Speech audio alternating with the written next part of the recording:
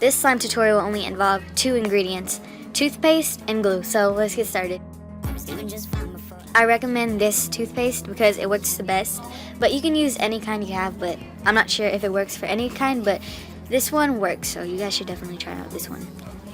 So right now I'm just adding my ingredients, and also a tip is to add in more toothpaste than your glue, because your glue is what makes the slime more runny, and the toothpaste is like more of a thick consistency, so that's what makes the slime, so yeah.